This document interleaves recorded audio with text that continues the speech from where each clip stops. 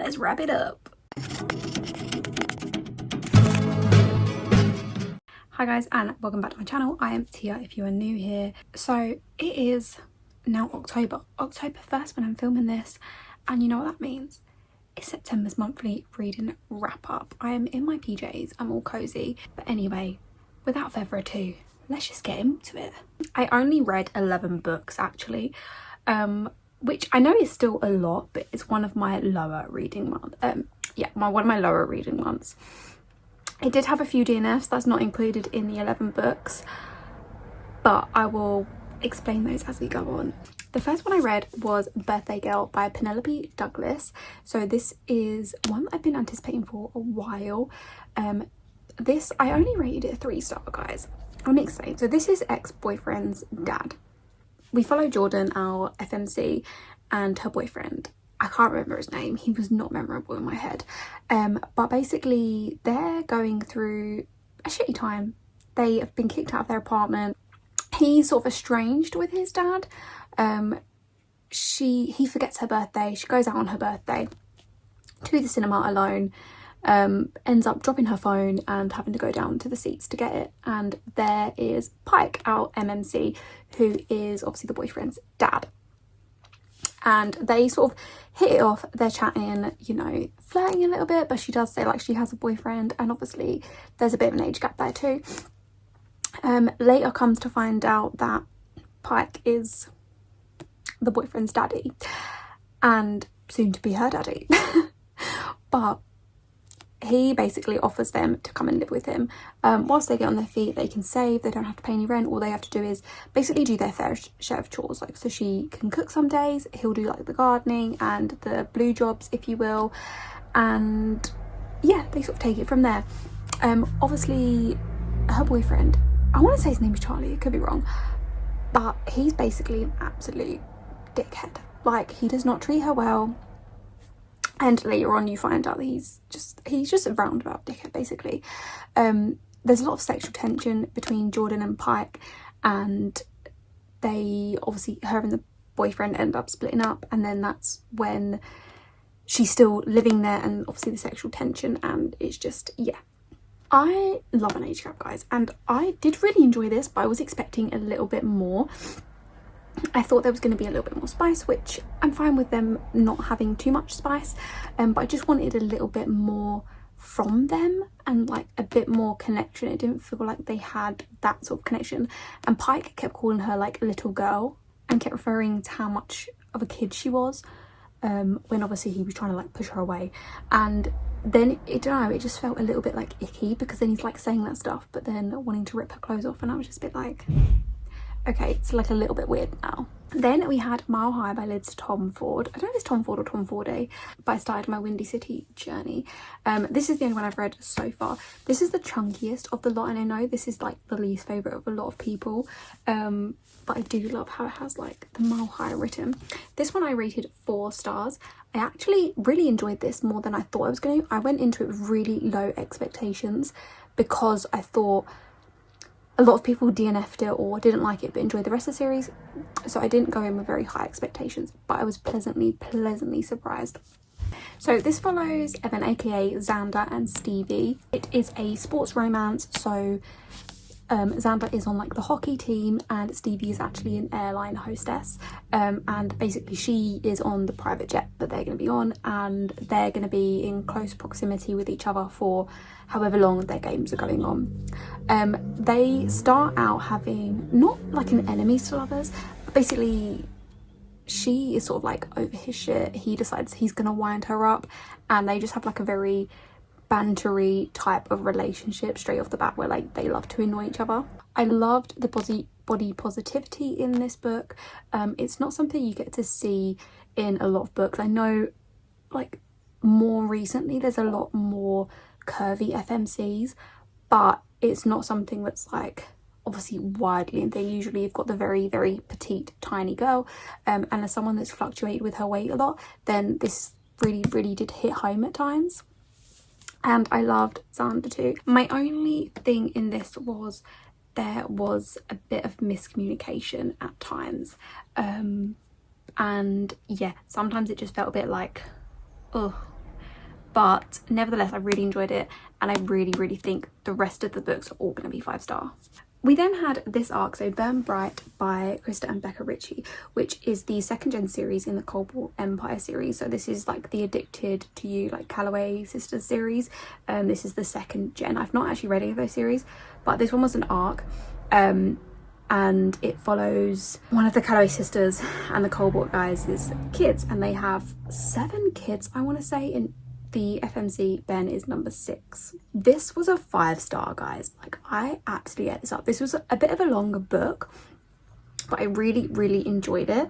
So it follows our FMC and our MMC, who become friends. Our FMC is very grumpy, and the MMC is actually the sunshiny one, so it's like reverse grumpy sunshine, and they form friends.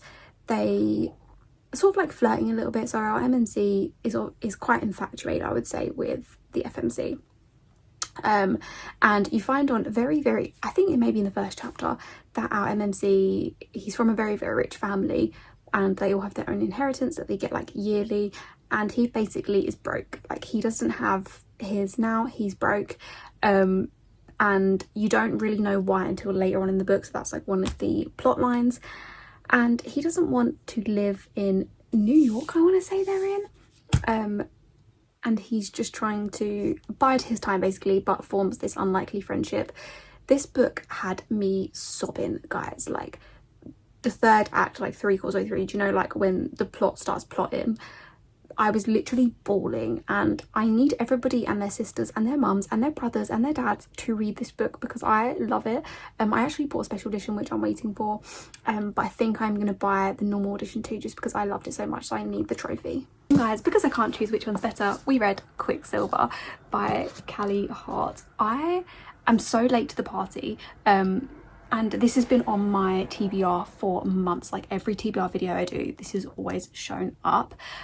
So obviously we've got the standard edition, which is the one I've put all my annotations in, all my highlights. I tab it, I don't writing it. And then obviously we've got the special edition with the sprayed edge, and obviously it's got the artwork inside. This was a 5-star, guys. I spoke about this obviously in my reading vlog, so I won't go too much into detail, but it's a fantasy, follows fae, follows alchemists, a lot of like war, and yeah, a lot of plot twists. I don't want to like ruin it for you, but I did do a spoiler reading vlog actually. But this was 5-star, guys. Like I said, like, I loved this. To start with, it's very slow to get into, and I was really confused for like the first 7 or 8 chapters, I'm not gonna lie. And then I think about the 6th, 7th chapter is where Kingfisher, our MMC, gets introduced, and then from there on I was actually absolutely infatuated with him. The banter from the MC, like the banter between these characters, I was giggling throughout. I think I had a little bit of sobbing moment towards the end, but I can't actually remember if I did or not. But the plot twisting, like later on in the book, they would just sort of like bam, and it does end on like slight cliffhanger, and I cannot wait for Brimstone, because yeah, and now I'm just obsessed, and I get why everybody loves him. Then we read The Predator, which is the dark verse by Runix. I actually read this and audiobooked it at the same time, because it was free on Audible. Now, this was a 3-star, and let me explain why. So I'm a little bit undecided. I'm gonna take these off, guys, because it's really annoying me.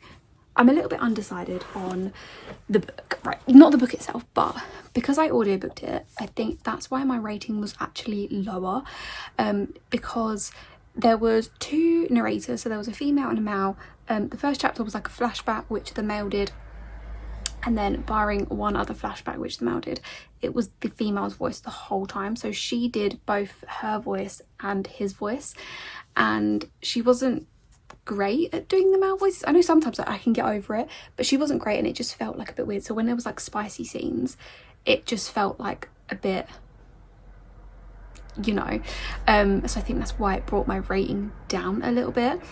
But I think I would have enjoyed this a lot more had I just read it. So the rest of the series I'm going to definitely just read and not audiobook. This is a mafia, like, dark romance. So I think there's 6 books in the series, and there's like 3 duets which follow different couples. So this follows Tristan and Morana. They basically are from different mafia families, and they don't really like each other, but there's a lot of like sexual tension there. Tristan hates Morana for reasons that we don't know until later on in the book, so it's a very much like enemies to lovers type cutthroat sort of like story. Like I said, I think had I just read it I would have enjoyed it a lot more, but I can't wait to read the next book to find out how their story is wrapped up. Then we did this arc, so this is Roleplay by Kay Cove. This follows Forrest and Sora. So Sora is an aspiring author. She has published self-published some books, but she's trying to make it a little bit bigger and she's sort of like struggling a little bit. Then she meets Forrest, who is an escort basically, and she hires him to pretend to be her boyfriend, is what like the thing is, and they decide that they're going to try out different tropes to find out like what her niche is, what is popular in the book world. And I love to see the different tropes play out. Obviously some of them work for her, some of them worse. They tried like dark romance, billionaire, and this was really unexpectedly cute, so I actually rated this 4 stars. I feel like there was a lot of life lessons in this too, and it absolutely just made my heart melt. Then we had Nero, which is in the Alliance series by S.J. Tilley. This was free on Audible as well, so I actually audiobooked this whilst reading it at the same time. I only rated this a 3-star, and let me explain why. I think this was down to the audiobook again, but obviously you don't know until you try. I think the rest of the series I will not do the audiobook, I will just read it and probably enjoy it a lot more. This is Mafia Romance.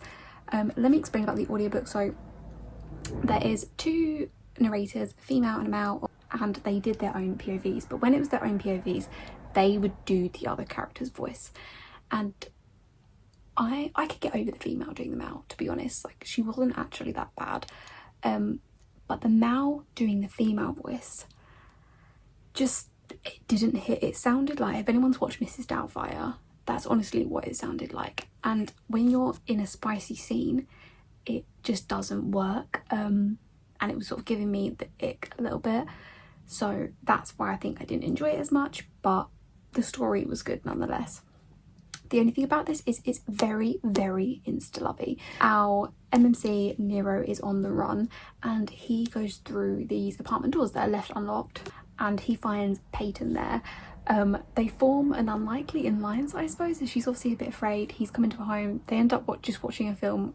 I'm not really sure why. And then he sort of becomes obsessed with her and decides to stalk her.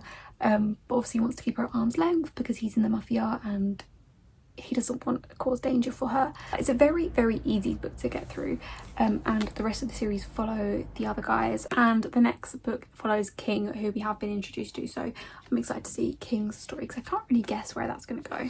Then we had Zodiac Academy, The Awakening as Told by the Boys. So this was a 4-star. I'm glad I read it now after number 4, Shadow Princess, because obviously if you read this straight after The Awakening it's going to be very, very samey, so you're going to get a lot of the same story that you just read, and also there's a lot in the book that unless you've got to a certain part in the story you don't really understand. It's like, yeah, I don't really know how to explain it, but obviously you've got some of the characters who are into the other characters that you wouldn't understand whether you read the books. And try not to say too much because obviously I don't want to spoil it because it is part of the series, but you've also got other characters that are from other series, so like the Ruthless Boys and Zodiac. So obviously the reading order, say like the first 3 books, then the Ruthless Boys, then number 4, and then this one. So I feel like doing it in that order makes the most sense for the characters and everything like that. Then I tried to read Her Billionaire Daddies by Ruby Hayes. I did read one of the other ones in the series before. This was an arc. I actually ended up DNFing this at 43%. So the premise of this book is our FMC is going to start a new job where basically her dad's 3 best friends are running the place and they're her new bosses. She accidentally sends a sext in their group chat, and yeah, they all see it. They don't like make any noise about it, but they all have some sort of sexual tension with her and some sort of sexual scenes with her. Same like the other one I read was Her Hat Trick Daddies, and it's very like smut based, like, and I love a smut book, but sometimes it's just too much. Like there was a lot of smut but not a lot of plot, and it just wasn't hitting right, so I had to DNF, unfortunately. Then I read Keeping 13 by Chloe Walsh. This Boys to Men, this is the second book in the series, so I'm continuing my journey. This was of course a 5-star, guys, like there's no doubt about it. This follows on from Keeping 13, so obviously I'm not going to say too much, but it follows Johnny and Shannon, and it basically, as soon as you go into it, it starts from where book 1 ended. So straight away I was absolutely sobbing my heart out. I was literally like, wow, oh my god. And then through the rest of the book, so like all the middle, I was having a really, really good time. I was kicking my feet, I was giggling, like I was just absolutely loving these characters, and I love all of the side characters as well. And I did say in my last wrap up, I believe, when I read Binding 13, that I wasn't really invested in Joey and Eva, but I have seen lots of like TikToks and stuff, and I feel like I'm more invested in Joey now. And obviously reading this book as well, you get a lot more of him and a bit of his story, so I cannot wait for their books next.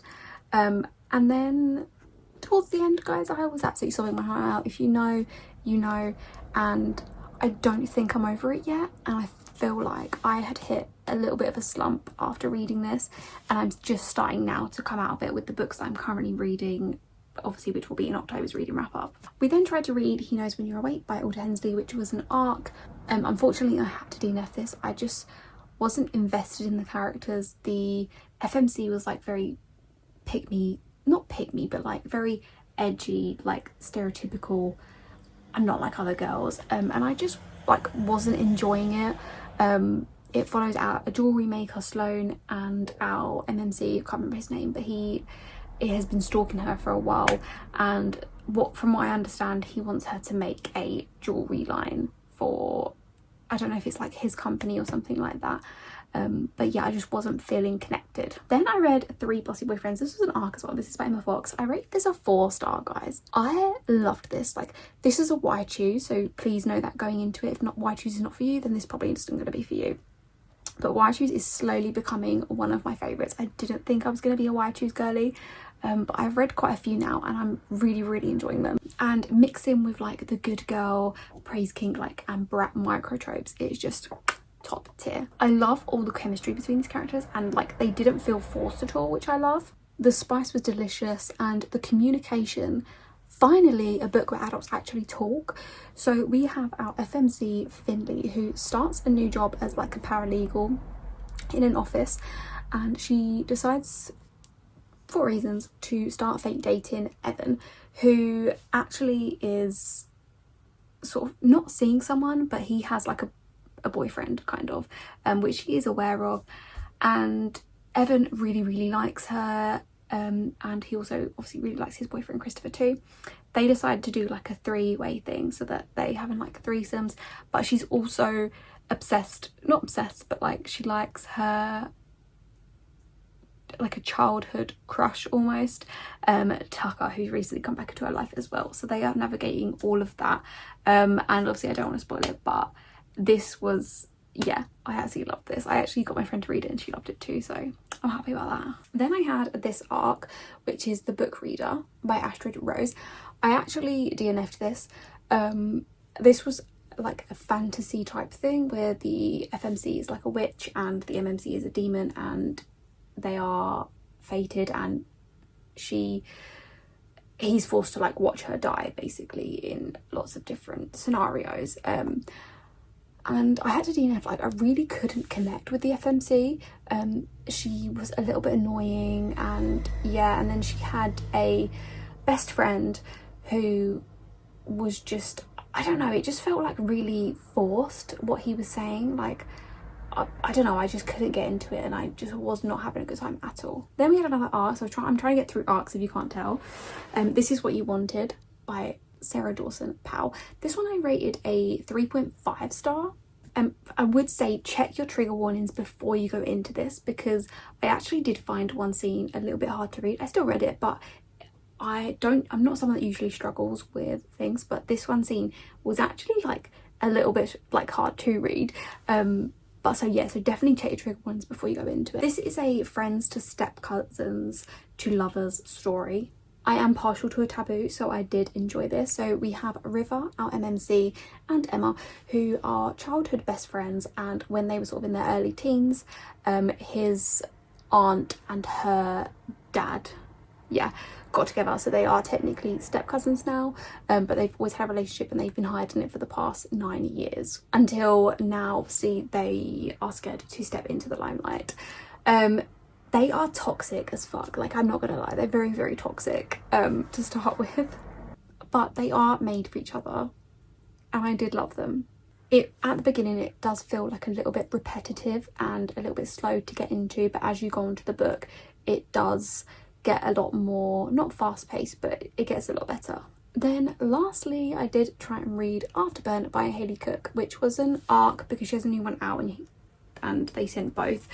This was my first pilot like book, so we have our FMC and MMC who are both pilots, Amelia and Ash, and I had to DNF it, guys, unfortunately. She is his superior and there's like obviously a forbidden romance type thing going on. Obviously this was my first pilot thing, and so I've never read anything like that before, and unfortunately it just wasn't for me. I didn't enjoy the pilot storyline or anything like that because it's very heavily focused on that because obviously they work together, but unfortunately I just couldn't get into it. And now I have 2 books on the go. I have one ARC which I'm reading on my Kindle during the day, and then I'm doing an audiobook and Kindle reading, so I love to read and do the audiobook at the same time, a dark romance in the evenings, and I am enjoying thoroughly both of them. So October we are starting so good. I think I'm finally out of my slump that Keeping 13 put me into, so I cannot wait to see what we're going to read and how much we're going to read this month. Hopefully a lot more. But thank you guys so much for watching as always. Make sure you subscribe and hit the like button if you enjoyed, and I will see you over on BookTok and Bookstagram at tias_book_corner.